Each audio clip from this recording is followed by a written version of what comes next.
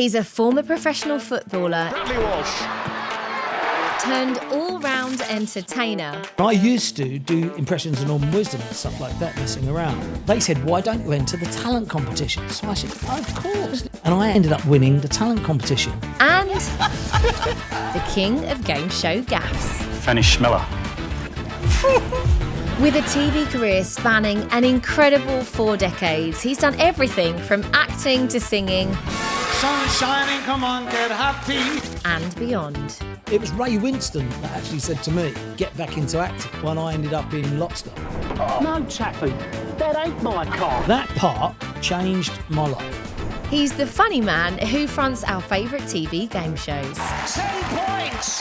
Give it up for Bronzy, everyone. But who is the man behind the laughter? We're in this party, and Dan Baldwin turns to Barney, and he said, do you reckon you could get your dad to do that? And Barney went, yeah, why not? Jesus Christ. I said to one of the crew, I said, get me in a car, take me to the nearest pub. I said, F this lot, I'm off. I made him drive me down the bottom of the slope, the mountain. I got in the pub, I had about 4 or 5 straight whiskies, and I had a couple of pints before I could move. Welcome to the Mile Fly Club, your VIP lane to first-class travel tips, tell-all talk and turbulent life tales. Think the Mile High Club, only with more clothes, but no less revealing. Each week, I'll be inviting high-flying, globe-trotting guests to bear all in my club. So if you're searching for some tantalising travel tidbits and a good old gossip, you've arrived at the right destination. Now sit back, relax, and get ready to join me in the Mile Fly Club. Ladies and gentlemen, we've now reached our cruising altitude. I'll go ahead and turn off the seatbelt sign, so sit back, relax, and enjoy the flight. From Wheel of Fortune to Corrie, The Chase, Blankety Blank, Gladiators and Breaking Dad, his name is synonymous with TV and comedy. He's the triple threat who's acted, sang and danced his way into the hearts of the nation. Welcome to the Mile Fly Club, Bradley Walsh. Yes. Are you ready to join the Mile Fly Club? Yes, indeed, let's do that. Well, we're going to talk about The Chase. Yes. Because I came on that show Yes. and I've not lived it down ever Yes. since I've been on the show. Right. But Why, what happened? Well, we'll talk about that in a minute, Right, Bradley. okay. Because you know I've made 2,500 of them. But I can't believe you don't remember the show with me. I mean, I thought I was unforgettable. We've you worked are, together. Well, you are, Laura.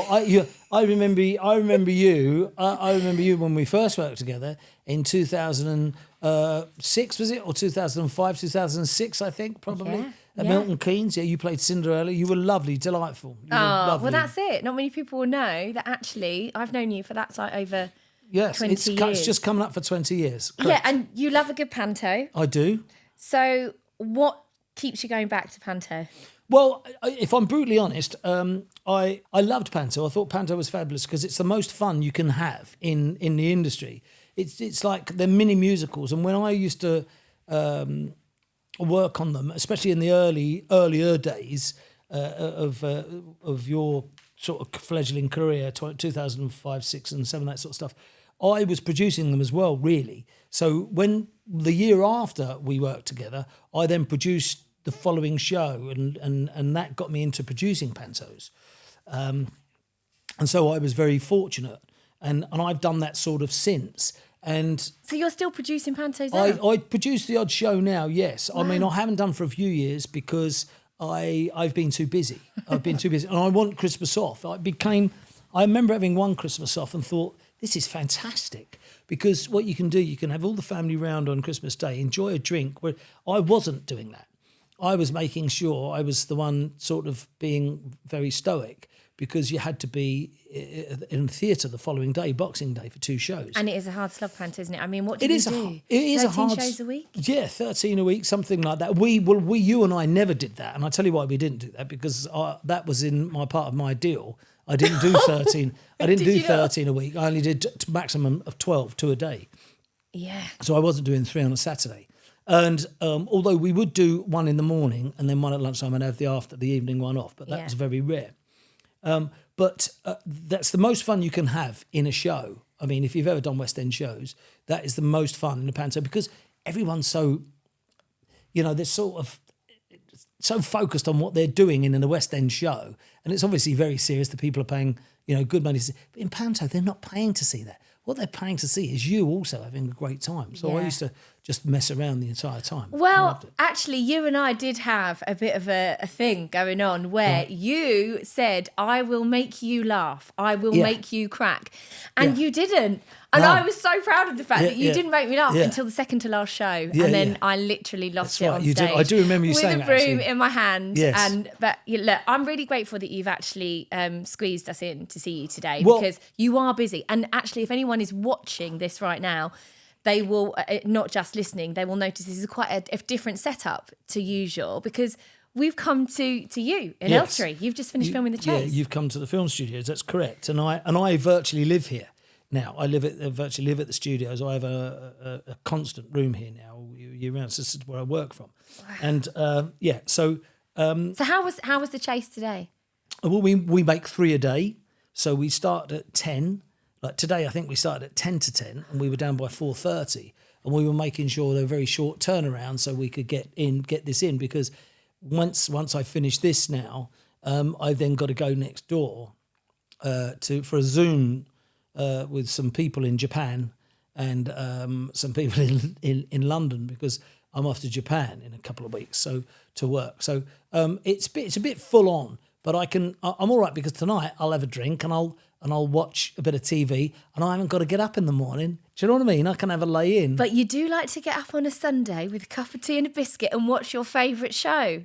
Well, when you're not watching the Marl Fly Club, you've got another favourite show. I do, yes. And funny because we sit there, Donna and I, and we watch you all the time, and when we go make the cup of tea, get the biscuits out, the shortbread, my wife loves shortbread, and we sit there and go, I wonder where Laura is today. And we put on the television, we find out where you are. And I'm always moaning about that show. Honestly, Laura, I think I've texted you before.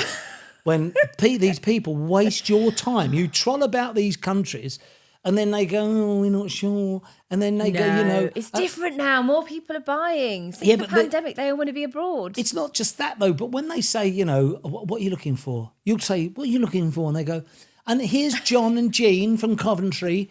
And they've sold their house and they're now looking. And we're on the Costa del Sol. We're in Estepona. That's where we are. That's where I'm flying on Sunday. Are you? Malaga, yeah. John and Jean, how much have you got to spend? And what are you looking for? We're looking for a nice 3-bedroom home right by the sea. That's what we're looking for. But maybe views and stuff like near all the cafes. How much have you got? 45 grand. And what you want to do is like punch the pair of them and go, slap them and say, get in the real world, you maniacs. What are you going to get for? You're going to get a tent, is what you're going to get. Can you imagine, Brad, if I turned around and went, get in the real world, you maniacs? And be like, yeah, Laura, we'll get another presenter. But look, I want to, your career is phenomenal. Thank you.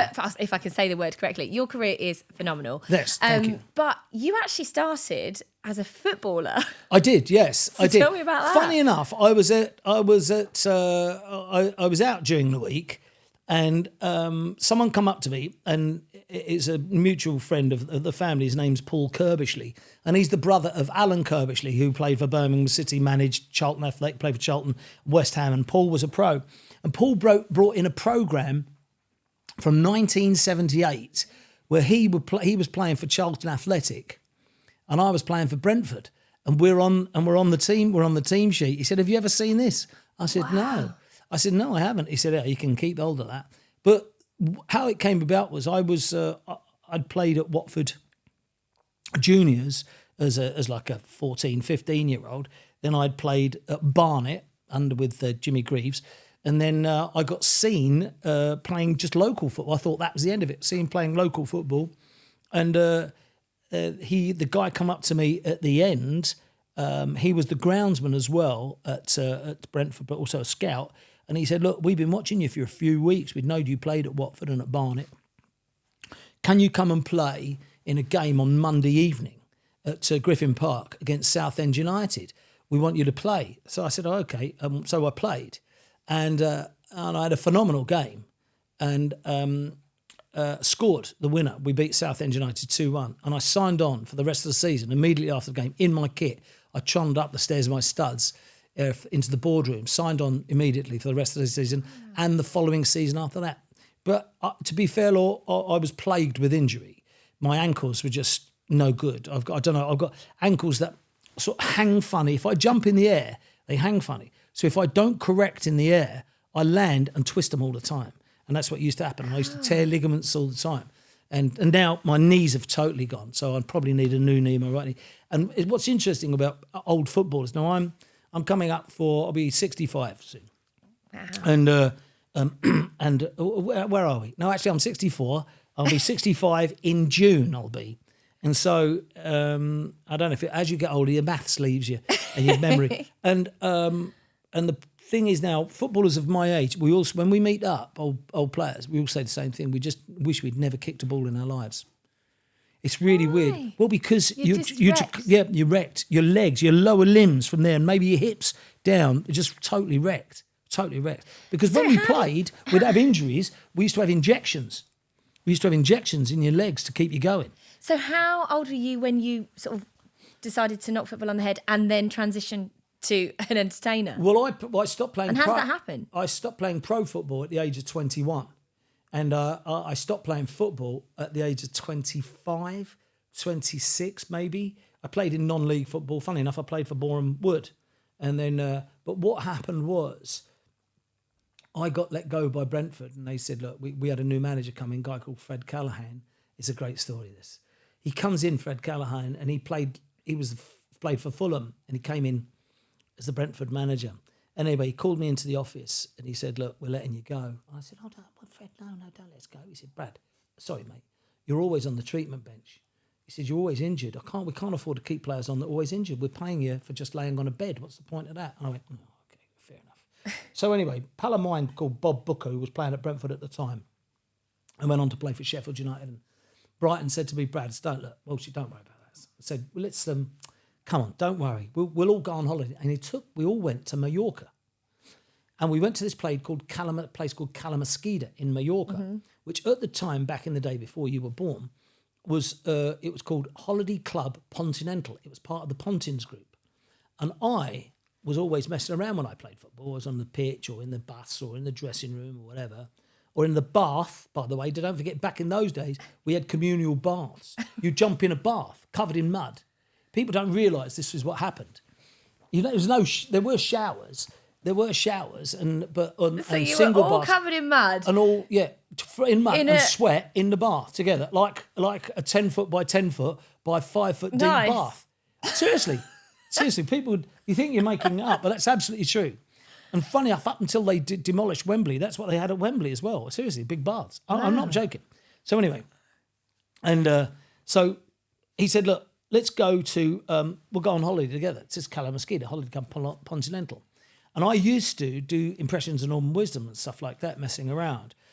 And so they said, why don't you enter the talent competition? So I said, oh, of course, let's go and enter the talent competition. And I ended up winning the talent competition with this impression. So I got free drink for the rest of the week for us, free booze.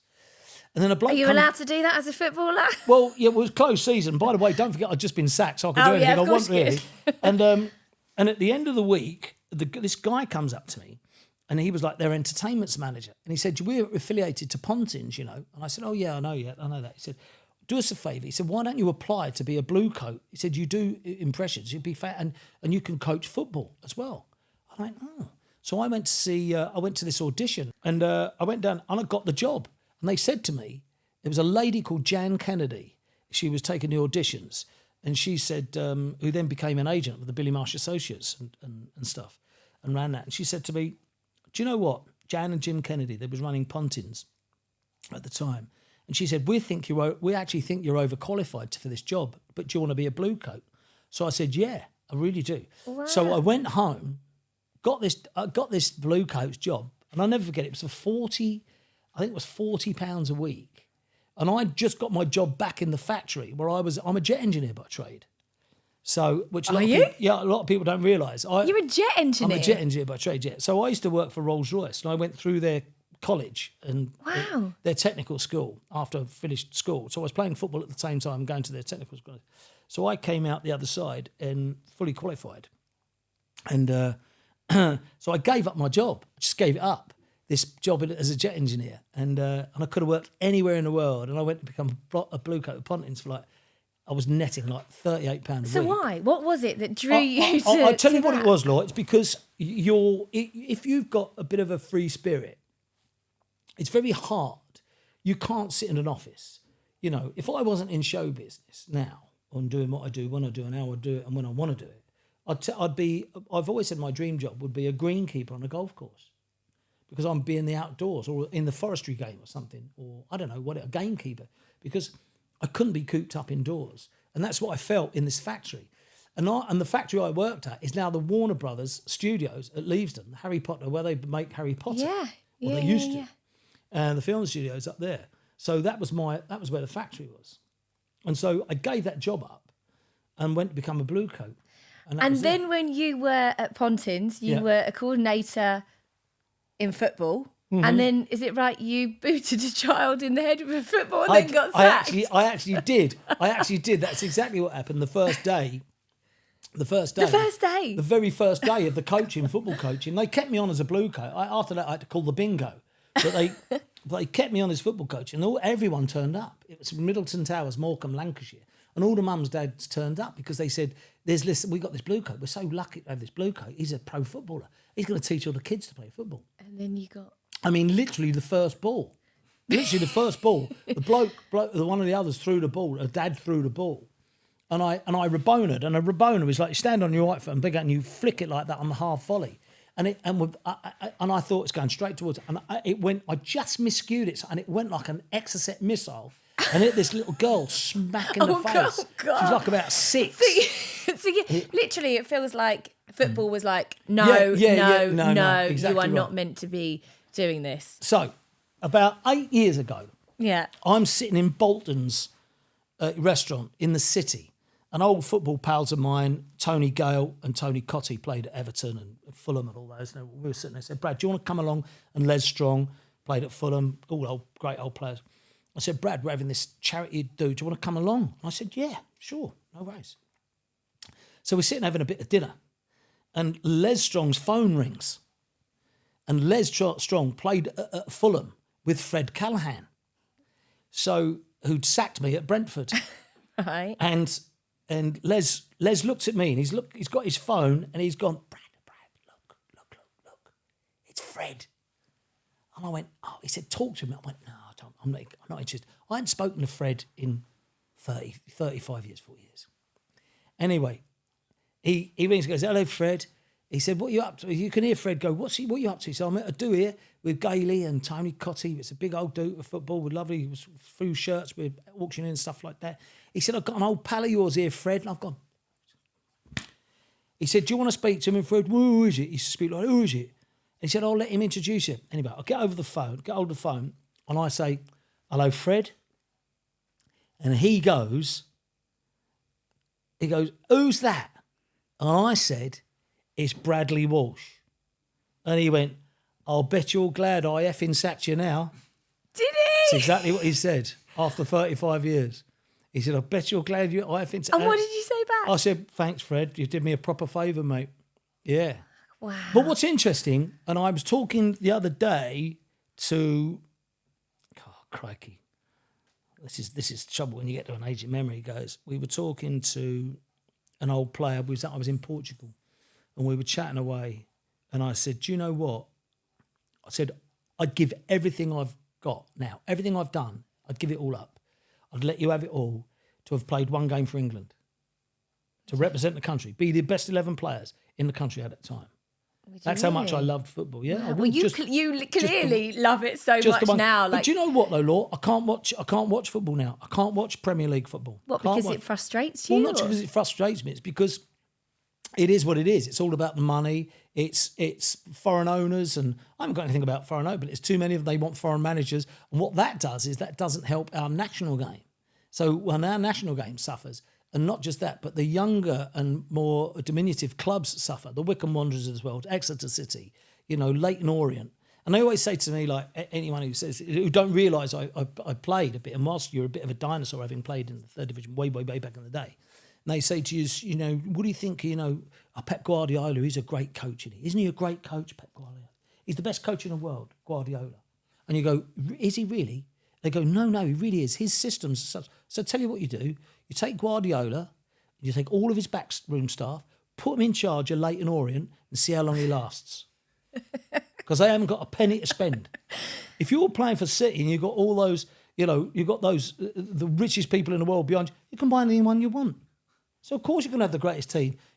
I could manage Man City. You could manage Man City. Yeah, well, I know nothing about football. You but don't have to. probably You just turn up on a Saturday, Law, and say, guys, just do what you've been doing every week. That's all you got to do. Yeah. So it feels like you're a little bit frustrated, really, about like that part of your life, or do you not? No, I don't. It's sliding doors, isn't it? Once one door shuts, another one opens, and you've got to accept it. You've got to accept that. And that phone call that you received from him saying, "I bet you're glad, I sacked you. Yeah. Look at the way your life turned out," and it's amazing. And now, obviously, they say that making the audience laugh is one of the hardest things to do. Do you have to work at it, or like listening to you go back to your sort of like Pontins days and doing the impressions? Is it something that just came naturally? I just think that I guess it was, but I also think it's maybe something inbred into you in school. And I think that maybe because I wanted to be accepted. I was a very diminutive kid. I was tiny and not much of a fighter, I suppose. So to fit in, you just become the court jester, basically. Otherwise, you get a whooping every other week. Do you know what I mean? And I just think that's the way it was back in the day, in the late 60s, early 70s. But I've got to be honest with you. I lived in Leavesden and that area, and I had the most fantastic childhood. I really did, because we played outside. We were like, it was like the Enid Blyton. We used to play on farms and down by the rivers and make our own boats and all sorts of stuff, ride cows.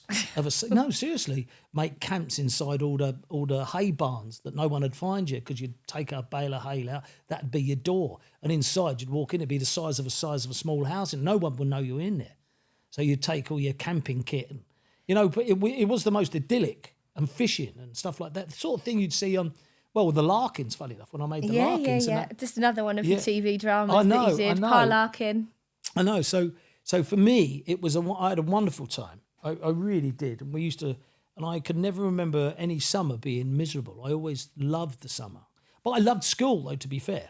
I loved school. I thought school was great. What advice would you give to somebody that wanted to break it as a comedian or go into the world of showbiz? I think what you have to do, as a comedian especially, you develop a very thick skin. And there becomes a certain moment in your life where it's a light bulb moment, and you do not care what anybody says or thinks about you. If you worry about what anyone thinks of you, you'll be their prisoner for life. It's as simple as that. And there's only one way to free yourself, and that is to not care. And you should. And I tell this. We got a film school across the road here, and I sometimes go and give talks to the film school and people that want to get into the film and television game. And I always say to them, never ever look back. That's not where you're heading. You cannot do that. Just keep going. Churchill once said something which is brilliant. No matter what you do in your life or how it pans out or whatever happens to you, if you are going through hell, keep going. It's as simple as that. People find trauma, and today the kids with, TikTok or Instagram or whatever it is, and there's online bullying or whatever it is. I mean, it's anxiety ridden. We didn't have that when I was a kid. Back in the day, we used to do TV shows, and on a Sunday, you'd wait for the papers to come out, and they'd have it'd be, as the show hit, was it? Now, everyone's got an opinion. Don't adhere to that. Don't. And I'd say to the youngsters, just don't do that. It's very hard, though. No, it is, because there'll be 1,000 good comments, great comics, and you'll just focus on the one. And why would you ever take the opinion of someone you've never met? It doesn't compute with me. It just really doesn't. So let's talk about The Chase. You've done the show for many years. You've obviously just been filming today. Yes. Yeah. Any particular funny standout moments? Clearly not my episode that you filmed with me. Back in the day, they deliberately would try and mess me over by getting you back, you mean? No. What they would do, they put questions up, because I don't read the questions. I don't read them. I don't pre-read the questions. I do it as is. I literally play the game with everyone. Do you? Yeah. And so what they would say, they'd come up. Why do you not prepare them? Why do you not do that? You just like to... Well, no, because I think it's spontaneous. If I get a reaction, then it's much better. you know, you can over-rehearse everything. And, you know, it's like when you do a drama, I very rarely do 2 takes. Very rarely. It's very rare I do 2 takes. You know, that's the moment it happens. Yeah. And I've learned that from a couple of real good directors. And that's what happens. In that moment, that's what you'll do. There's no point in trying. There's no such thing as a perfect performance. There isn't. That's in the eye of the beholder. And I think that when we do the chase, I'd rather the questions come up and I read it along and go, oh. And I'm a bit like Anchorman. You know, I'll read what's on the auto cue or I'll read what's in there. So I read it and half the time I don't realise what I've said. And it's not until afterwards it dawns on me. So, for instance, the Fanny Schmeller moment has became quite iconic and people still today think I'm corpsing deliberately, but I'm not. That's actually me laughing. I had no idea that was up. And then after that, the question setters then decided to try and catch me out. And they used to have bets who would be able to catch me out.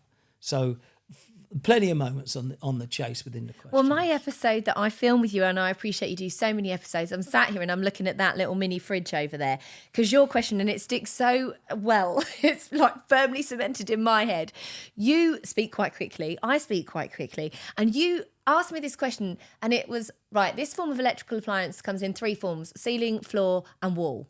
And I didn't hear the word ceiling and I said fridge. Oh, right. So fan was the answer. It was fan. Yes. Yeah. And of course, that episode has been repeated about 5 or 6 times. And every time it's on, the amount of online trolling I get for people saying, have you seen her on The Chase? She's so thick. She's such an airhead. Like, who would think a ceiling fridge? And you joked, you went, how many houses do you go into on a place in the Sun Law? And you open the fridge and you go, do you want a beer out of my ceiling fridge? And literally, I just never live it down. Well, do you know what? What the beauty of you is, Law, you're not frightened to laugh at yourself. You're not frightened to have fun. And I think that's wonderful. And that's how it should be, self-deprecating humour. It never hurt anyone. And I think you should be very proud of that moment and very proud of what you do.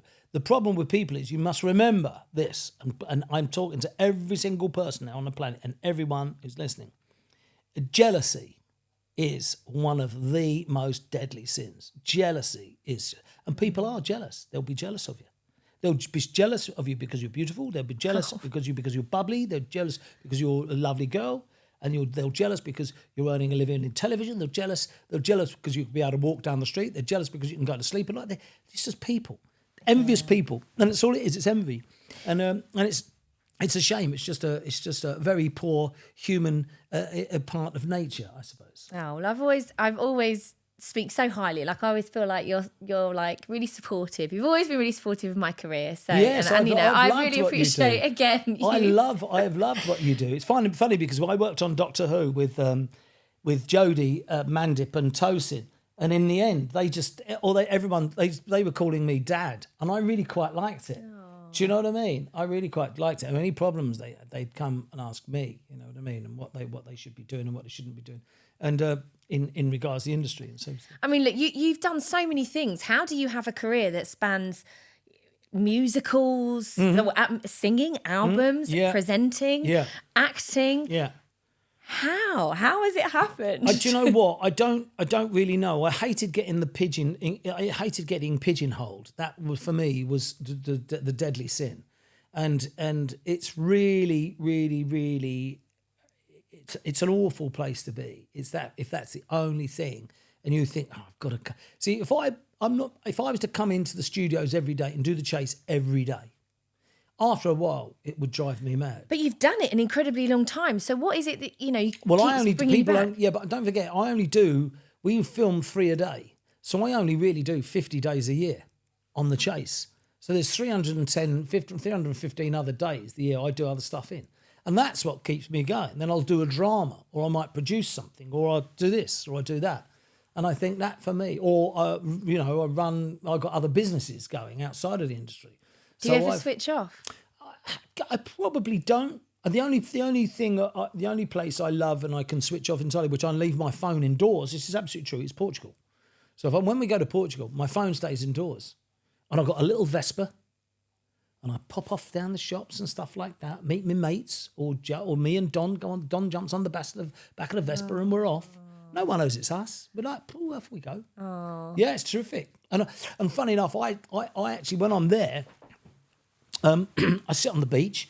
I watch all the boats go by, and a couple of my mates are skippers down there on the boats, and when you go, so talking about Portugal, that is where you've got your property home, abroad. Do you call it yes, home? absolutely? Did you see Portugal as more home than the UK? I think UK is a workstation.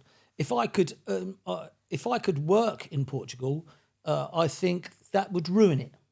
Do you know what I mean? I think that would ruin it. And I think to be able to go to Portugal and sit on the beach, and I don't know, there are a load of people in our game live near me in Portugal, and they don't go on the beach. And they live right by it. They won't go on the beach because they're maybe a little bit concerned that people will be coming up to them and stuff like that. I don't care. Do you get recognised when you're I do, but it's like you're virtually... I think if you make a big deal out of it, I think you'll come unstuck. Yeah. If you were to walk... for instance, if you were to walk up Epping High Street with me now, right, people literally are walking past you who, in real money, I may only have ever seen once or twice in my lifetime. And I don't know them to say, they'll go, hello, Brad. You all right, Brad? Hey, Brad. All right, Brad. How's it going? How's Lulu, the dog? I said, and I go, yeah, hello there. How are you? And you get treated like a greengrocer or the person that owns the dry cleaners. Because it's just the way it is, and I like it like that. I think it's great. Yeah. If you're walking around with a baseball cap and dark glasses, you're asking for trouble. Yeah. Oh, what's he think? I always think it's nice when people do say hello and come and talk to you, because without that audience, right, you wouldn't be the success that you are. I just think that you've got to... I've been very lucky as well. I've made some bad choices, and I've learnt from those, and I've made some really good choices. And Can you share what your bad choices are? Well, there are different shows that you work on. You think, I've hit the post with that. I'll get it right next time. I used to do nothing but pilot shows. I used to make nothing but pilot shows that never got a second chance. And I saw the potential in The Chase 15 years ago. And that was it. I thought, well, this will run maybe... If I get 2 or 3 years out of this, it'll be fine. I didn't know it was going to be a phenomenon and a spin-off and all the rest of it. So it's been great. It's been great. Is there a show that you did a pilot for that didn't take off that you're absolutely gutted about, or a career choice that you wish you'd made and you didn't? I always remember Bruce Forsyth saying he wished he'd never done so many quiz or game shows and had done more drama. And he didn't really do drama though, Bruce. Yeah, he did. Bruce, he did sitcoms and stuff like that. Yeah, and he was in. I think he was in Bed Knobs and Broomsticks and Disney films and stuff like that. Bruce, and he was a wonderful entertainer. But I just think that Monkhouse was a very good actor. Ken Dodd was a very good actor. So comedians make. It was Ray Winston that actually said to me, "Get back into acting." When I ended up in Lock, Stock, the TV series for Channel 4. And that started the whole thing off, because I got turned down for the film Snatch. They didn't... Which part were you up for in Snatch? I was up for I think it was Bricktop or something like that. Or Bricktop's henchman, the great Alan Ford's actor, his henchman. And the fact was, Guy Ritchie, who's to me, I think Guy Ritchie, strangely enough, is... having seen what he did with Lock, Stock and the original and that sort of Now the Gentleman and other stuff he's made, I think he's a genius. I think he's so clever. And I just think that, he didn't want me in the film because I'd been working on The Wheel of Fortune, and he couldn't see how I would have brought gravitas to the part. So as a gangster, which is fair enough, I say I might well have made the decision back in the day. You wouldn't care about it now because everyone does... all the American film stars do TV shows and presents TV shows and stuff as well. So he saw you presenting Wheel of Fortune and thought, no, he's never going to work as a gangster. He didn't. Someone told him. Oh. Someone told him, he said, do you know who that guy is? He's the one who presents the Wheel of Fortune, apparently. And then he said, well, he's not going to bring any gravitas, so we won't have him in the film. I was there at the reading with them all. I was there with Jason Statham and Brad Pitt and Trudy Styler and all that. I was there with them in the reading. I turned up to do the narrative of the reading I had. And after Ray Winston saying you've got to get back, Ray Winston said to me, we were playing in a charity football match at Wembley Stadium, Chelsea versus Middlesbrough. After the game, Ray said, we're having a drink at the bar. He said, you've got to knock all that quiz show game on the head, get back into the acting. And I said, because I acted years ago before that, there was no money in it. And I said, okay. And on the Monday, I rang my agent. By the Thursday, he'd got me a job reading the narrative for this new film, Snatch. And that was it. And then, because I didn't get that job, Guy Ritchie then started, I was told that they felt a bit sorry for me, and they'd started this TV series, Lock, Stocky, Barrelly thing, on Channel 4, and said, we'll give them a part in that. And that changed my life. That part changed my life. Seriously. Why? Because, what happened next? Well, I got fired from the Wheel of Fortune. ITV, no, they didn't. I was a bit too much for them. I was a bit too lively for them. They just wanted a straight game. Oh gosh, show. so you were thinking, I've been fired from playing football. Yeah. Now am I going to get fired from a TV career? ITV don't want me. True, it's true. and what happened was that I got this job on Lock, Stock and a Fistful of Jack and Jills, the episode was. And I'm standing at the Elephant and Castle and I'm watching my stunt double being thrown out of a 4th-storey window. I played the villain, Larry Harmless, a homicidal builder. I know. And having buried someone in concrete the day before, which in actual fact is porridge. They just get a whole thing of porridge, mix up porridge and pour it in. Oh, That's really? concrete, yeah, in film terms. Cheers, that's how it works. So anyway, and so I'm watching my stunt double getting thrown, and it was 4 stories. So it's it, and he's going to land on a load of boxes. It took ages to set up, and then you hear a thump on the top of the van, and you see me slide down the windscreen of the van. Anyway, I'm standing watching this stunt happening, and a bloke comes and stands next to me. And you're tied into this story. And he said to me... Oh, yes. He said to me, you enjoying this? And I said, yeah. He said, do you like acting? I said, yes, all right. So I said, there's no money in it, though. And he just laughed his head off. And he said, look, we think you got potential. I said, oh, thanks ever so much. He said, would you like to do some more acting? He said, yeah. He said, well, I'll tell you what I'll do. Why don't you take my number? He said, if you ever want any advice, give us a shout. And I said, okay. I said, what's your name? He said, Tony Wood. And I said, Bradley Walsh. He went, no, I know who you are. I said, what do you do, Tony? He said, I'm the executive on the show. So I said, okay, fair enough. So anyway, Tony Wood becomes head of continuing drama at ITV. And I end up being put up for this job on the bill. So I go and see him. I ring him. I say, Tony, look, you said to me I could ring you any time for advice. He says, yes. I said, well, look, I've been put up for this job on the bill. He said, I know, you better come in and see me, whether it's specifically written for you. And I went, wow. So I said, right. So I go in and see him. And I said, I'm sorry, Tony. I said, how do you... He said, look, I came to see you once in a play. He said, it wasn't Cinderella in Milkgate. No. He said, I came to see you in a play. Damn, I could have got my big break as well, Bradley. He said, I know. He said, I came to see you in a play at the Whitehall Theatre with my brother. I said, who's your brother? Kevin he Wood. said, Kevin Wood. And for the listeners and the viewers now, Kevin Wood was the producer of the show me and Laura in at Cinderella in Milton Keynes. Yeah. And they were brothers. And he said, and I saw you there. And he said, and you were very funny. I said, oh, thank you. It was a bit of a farce, a Ray Cooney farce written by Michael Cooney. Anyway, and he said, do you want to do this show? This, we've written it for you. And I said, I don't want to do the bill. I said, I really don't. He said, oh, why not? I said, I'd rather not, thanks. I don't want to do it. Wow. And he said, You turned it down? I turned it down, yeah. And he said, well, why? I said, because at the time the bill was, and this is going to sound terrible, it was where a lot of soap actors ended up. Do you see what I mean? Mm-hmm. So people who'd left EastEnders or left Corrie or left So you felt it was kind of like it ended down. up in the bill. And I didn't want to do that. And it seems terrible now, and I don't wish to seem disrespectful to anyone, but at the moment it seemed a bit of a backward step. And they were asking me to do it, and if I'm getting asked to do jobs, then, I'm up for films, but I'm not getting them, but I'm getting close. I'm hitting the post and hitting the bar, that sort of thing. So anyway, he said to me, oh, okay.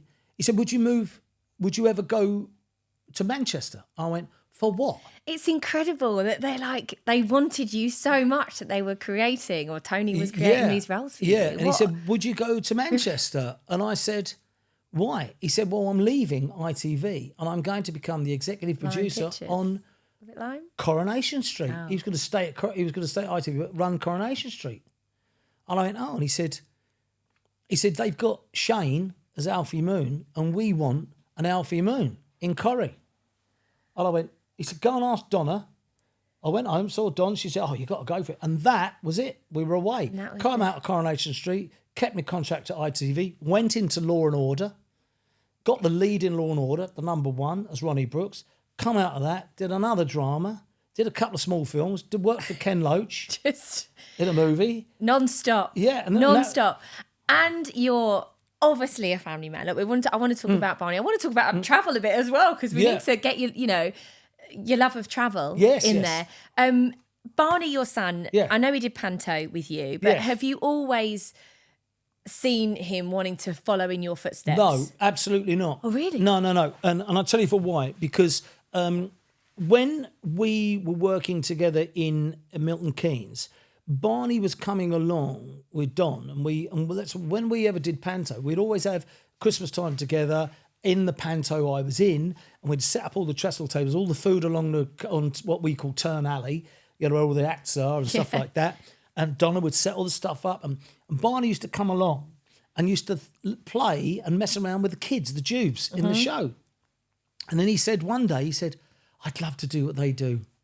And I said, okay. So I said to Kev, do you need another kid in the show? And he went, yeah, why not? So Barney took the part of whatever it was. So Barney got his little part. Yes. And was cast in the Panto. Do you know what's interesting though, Law?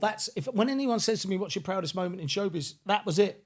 Barney getting that part and then saying, and do you want to come to work? And he said, yeah. It was great. And it took another, I don't know, 18 years or whatever it was, or 10 years, whatever it was, to then go on the road. He's a talented musician as well, isn't he? Yeah, jazz piano. Plays jazz incredible. Piano. Yeah, he's really good. Pianist. He's really played at Ronnie Scott's and stuff. He's a good player, Barnes. Yeah, it's great. Well, I've seen him on Breaking Dad. Yes. Playing piano. Yes. Oh, yes, you have. Yeah. Wow, love it. Yeah. I mean, how amazing is that, getting to travel the world with your son? And do you know why? This is absolutely true, how this came about. I'm at a party in Portugal, right? Someone shows me a video, and it's their mum, their 80-year-old mum, is wing walking. Is this the guy in Ireland? There's a guy in Ireland who does it with his mum. No, that's 100 Ways to Kill Your Mammy or whatever it is. No, so we're in this party, and someone says to me, "Hey, Brad, look at that. I went, "Oh yeah, wing walking. Why would you do that? Why? You're mad." And I said, "Who's that nut on the wing?" He said, "It's my mum." I went, "Oh, sorry." I said, "Yeah." He said, "No, she's nuts. She's nuts." I went, "Oh right." I said, "How old is she?" He went 82. I went, for crying out loud, what is the matter with her? And Dan Baldwin, right, Holly's husband, standing next to me. And he said, "Would you do that?" And I went, "Turn it in." I said, "Are you sure?" I said, "No, absolutely not." And he turns to Barney and he said, "Do you reckon you could get your dad to do that?" And Barney went, "Yeah, why not?" And that was it. And then you were in a little plane. That's an episode that I love. Yeah. You were because I've been learning to fly. Right. Okay, I haven't been doing it for a little while because I've just been too busy. Yeah. But I saw you in the back of that tiny little plane, and you were literally shitting yourself. You know why though, Law? You know why? Because I'm not driving. Not in control. Exactly. That's all it is, mate. That's all it is. I'm not in control. Right. So when I sit in the back of the car because we have to get driven to work. People think we get driven to work because it's flash, but we have to get driven to work for insurance purposes. Yeah. So to get you there on time and you're not driving, it's da-da-da-da-da. I work. I head down and I'm working. You don't like it being in the car being driven by somebody else? No. Right. No. So tell me then a bit more about Breaking Dad. Your the most emotional moment you've had. That was in Costa Rica. Yeah. I mean, there's so many. There's too many to mention. Barney said something to me in the RV one day, and I actually do drive the RV, and I love it. So how come you're allowed to drive that then? If you've got to drive yourself to work for insurance purposes? Yeah, no, because we're aboard. It was part of the show. Right. Insurance is very heavy for that, and Barney could never drive. You have to be over 25. He's 26 now, so you have to be over 25 to drive that. And that's a big old vehicle. It's great, to drive. but it's great. It's really lovely. And do you don't stay on it all the time, do you? Yeah, you do stay on it all the time. Yeah, Yeah, it's incredible. Yeah. Oh, yeah. And people say, no, they don't. No, we do. No, we do. Yeah. And I love it. And Barney said something to me in the RV one day, and I started to cry. And we went to... what did you say that made you cry? I can't remember. It was something about it was, isn't it great, Dad, the way we're knocking around together now, and, you know, it's a wonderful thing, and we can do stuff. I just started to go because I never did that with my dad. I was going to say, did you have that relationship with your dad? No, my dad was a generation of, you know, he was born in 1934, my dad. So, and he died in 1993. That's not the point. The point is he was like a man's man of the sort of thing, you know, the women looked after the kids. You know, we would go to the pub after work on a Friday and not come back until Sunday night. That sort of thing. Or take my mum out on a Sunday night, and that was their night out down the pub. They all wore suits. Someone who played the piano. It's a very odd. Anyway, look. And so you've got a very different relationship with Barney to the relationship you had with your dad. Oh yeah. I mean, we tell each other. You know, we all as a family. You know, we all say we love each other every day. And you know, and back in the day, my dad wouldn't even say hello. Do you know what I mean? It's just, do you know what I mean? It's just the way it is. They're different people, different times. But being on the road with him, I remember. We were driving, and by the way, when we're driving to these places, I don't know what we're going to do. That's the secret of the show. Barney does. Barney does, because he's in cahoots with the production. And does he ever let slip, though? Because I think I wouldn't be able to keep a secret. I'd be like, so, this is what we're doing. Yeah, so you just like, no. So we were dressed up one day in Dickie Bows, and we were in Switzerland. And there was James Bond music on in the car. And I said, I like a bit of James Bond. We're a bit like James Bond, didn't we? You went, yeah, Switzerland. I said, Switzerland. I said, I know what we're doing. We're going to see Tina Turner. She lives in Switzerland. And he went, no. Well, maybe. And he went, maybe. And as we're coming to view, I'll never forget coming down this road. I'm driving down this road, and the Contra Dam is in front of me. You know the top of Goldeneye? Where Pierce Brosnan, it's actually Wayne Nichols, the stuntman, trained for 3 months to dive off this thing in a swan dive at the start of this movie. It's 1,000 feet. Wow. Right? And it comes in, and I've gone, I know what we're going to do. I said, we're going to meet Pierce Brosnan. And Barney went, no. So we dropped the RV, we get in a car, because the RV can't go up, take us all the way up there. And he went, we've got something special in store for your dad. I went, wow, what's going on? And we walk around this, and I swear to God, if you've ever been to the Contra Dam from one side to the other, it's like, Jesus Christ, it takes 20 minutes to drive there. It's just massive. And you look down, it's, oh my God, fuck, what is going on? And we walk round, and I see scaffolding in the middle of the dam. And we're walking around, I went, what's that scaffolding? He went, that's for us. I went, why? What are we going to do? He went, you'll see as we get closer, these two guys are there. And they went, climb up. And I went, what's it? He said, oh no, this is the world's... Because you're scared of heights, aren't you? Oh, Jesus. He said, this is the world's tallest bungee jump. Well, I mean, I froze on the spot. I actually froze on the spot. I remember seeing that. I started shaking. And I anyway. You couldn't do it, could you? No, I couldn't. And that's the only thing I haven't been able to do. And I got up onto the scaffold in the platform, and it makes me very anxious now. And they tied me on, they strapped me on, and there was a French guy and a German guy, and the German guy who were running it all said to me, he said, we had a load of German paratroopers here yesterday. I went, oh great. I said, and what? He said, no, half of them couldn't do it. Paratroopers. Wow. And I went, what? He went, no. And I said to the French guy, what's he like? He went, don't ask me, I've never done it. He said, I wouldn't do it, are you mad? And I went, well, what the I said, what am I doing here? So Bave and Barney, who's got no fear of heights at all, stood there and he went, oh my God. And he went, and Barney went, and I was like, oh God, I can't believe he's gone. He's gone, boing, ding, boing, ding. Anyway, he goes, and I'm like, I've got that. I think just to even be stood there must have just... But the worst part was, the bit you stand on is that metal sort of grid stuff you look through so you can see the thousands of feet below. And I now cannot let go of the thing. The guy's trying to edge me forward, and I can't let go. I can't let go. My hands were aching. My forearms were killing me. And I was almost in tears. And I said, I'm so sorry, gentlemen, I can't go. I've wasted your time. All the camera crew, so I'm so sorry, I can't do it. We finish, I swear to God, I said to one of the crew, I said, get me in a car, take me to the nearest pub now. And he went, really? I went, really? I said, F this lot, I'm off.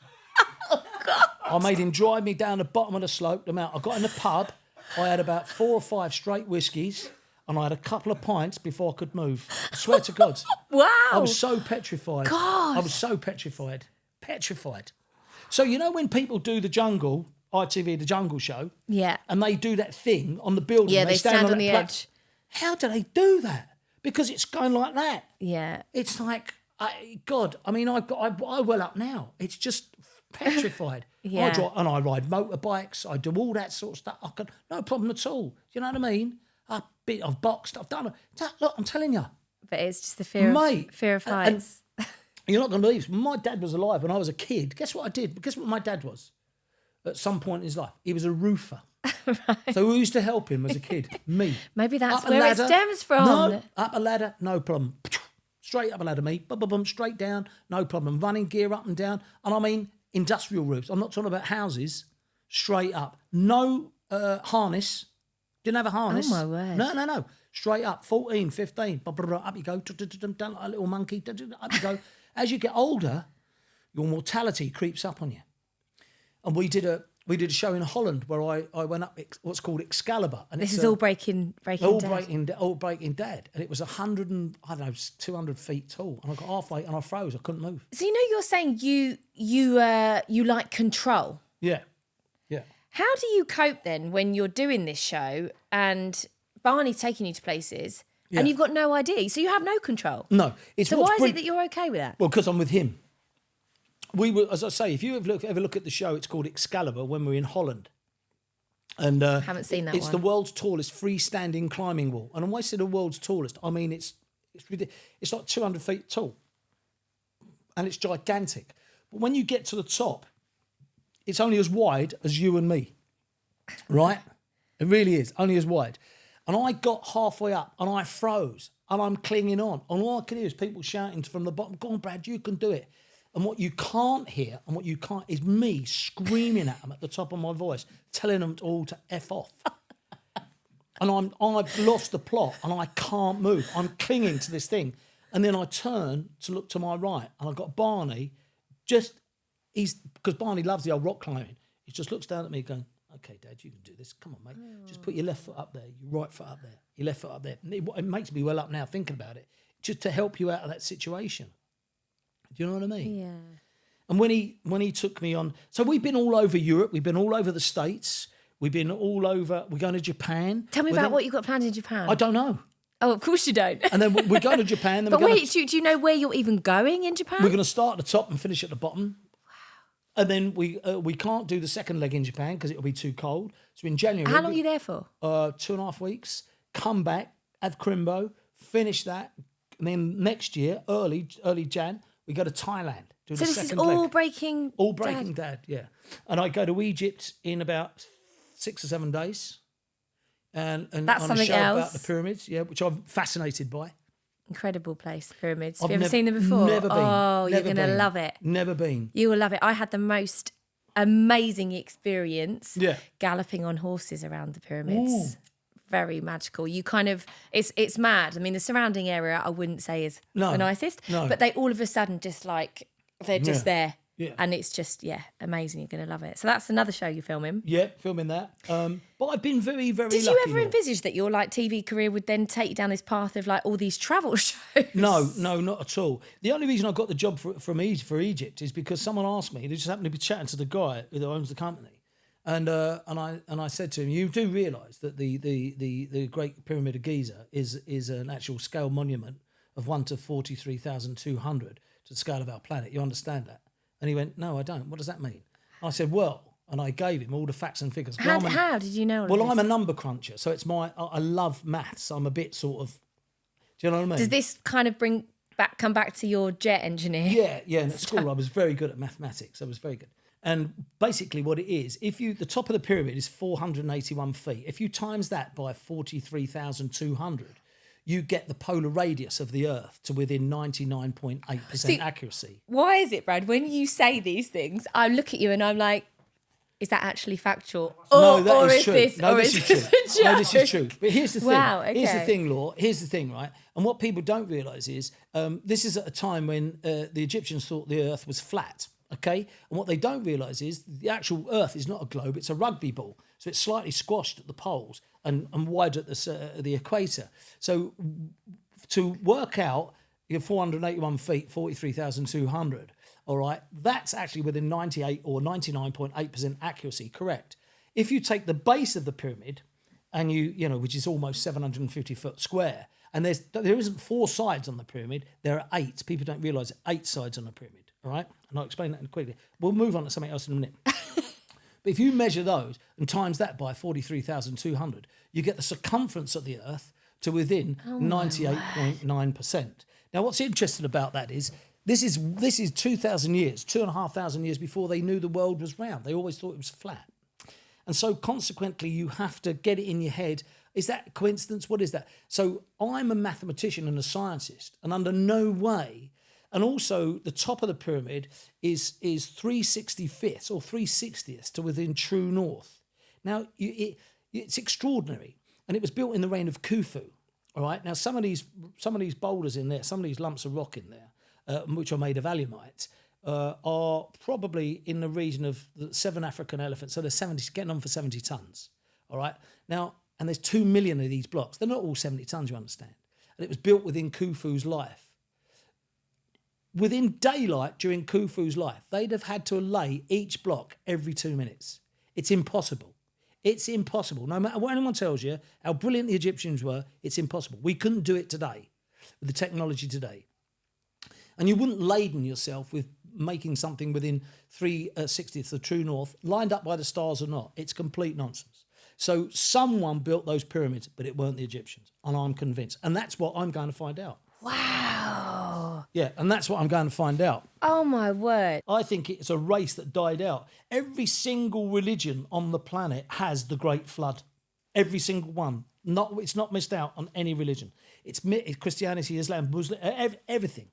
It's all Buddha. It's the Great Flood. So I think the Great Flood actually wiped a race out completely. And I think it was them that built it, and they were cleverer and da-da-da-da-da-da-da-da. And there's, you know, if you go to the Sphinx, the height of the Sphinx on the watermarks are so high, it was almost underwater at one time. So there's just too many things. Who do I think built the pyramids? I don't think it was the Egyptians. I really don't. I actually don't. I mean, they're going to tell me how they were built, and I'm going to go, yeah, but they were built for Khufu. And they always, you know, the pyramids, they're the great tombs. They're not tombs. Nobody's ever been found in a pyramid. Ever. Brad, that is like phenomenal. And I can't believe you haven't been to the pyramids and you have all that knowledge on them. But I can't wait to hear and watch that trip. It sounds amazing. Yeah. And Japan. Yeah. We haven't even touched on Donna, the lovely Donna, your beautiful wife. Well, Donna travels all the world, all the time. Is she coming with you? Does she come with you and Barney when you're... No, she don't, because the dynamic will be different, because she'll say things like, don't let your dad do that, you can't dad do that, you don't do that. So she'd change the slight dynamic, but Don waits at home and I ring her and I say, Don, I've jumped out of a plane, and she'll go, what? And I go, yeah. But Don does her own. Don's very travelled around the world, as you know. She goes Miss World. She still helps out on Miss World, and which is never seen in England, but all around the globe. So she travels all over the place. Yeah. And Barney's now living in Wales because he's on Casualty as well. Yeah. He's been in Wales now 2 years. Yeah, which is Cardiff's a beautiful city. It's a wonderful place. And what about your daughter Hayley? Is she in the business? No, Hayley sits out there in Berkhamsted. She does her thing with her husband Tom and a grandson, her son. And so they have the time of their life, yeah. So yeah, it's great. So what does the future hold for Bradley Walsh? Well, I'll be 65 in about 6 months, and I don't know when it will come to an end in terms of I've had enough, you know, because everything.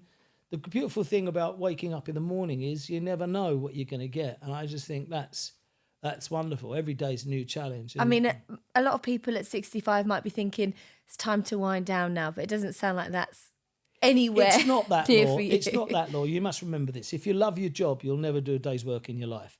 And that's a true saying as well.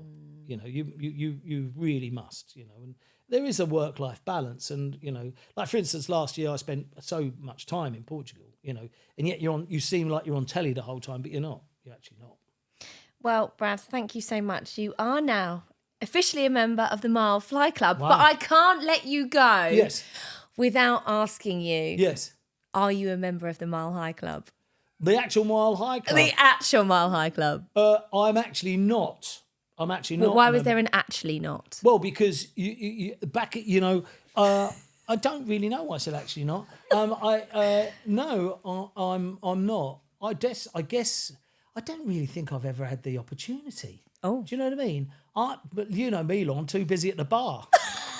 Do you know what I mean? Getting the free peanuts and pretzels. Another brandy, love, please, if I can. You know what I mean? As you go and buy, get us a brandy. Which I Brad. love, by the way. Brad, thank you Yeah. so much. Cheers, Good love. luck with all of your travels. Lots of love, and lots of love, hugs Yeah, and kisses and to you. Barney and Donna. Thanks, Law. Cheers, mate. Thank you. Thank you. God bless. That's it for Series 1 here in the Mile Fly Club. Thanks so much for travelling with us on these last 12 episodes. And don't forget, you can watch all the full video interviews by subscribing to our YouTube channel or follow us on Instagram for exclusive content. And of course, the podcast episodes are available on all major audio streaming platforms. Stay tuned for Series 2, which will be landing very soon.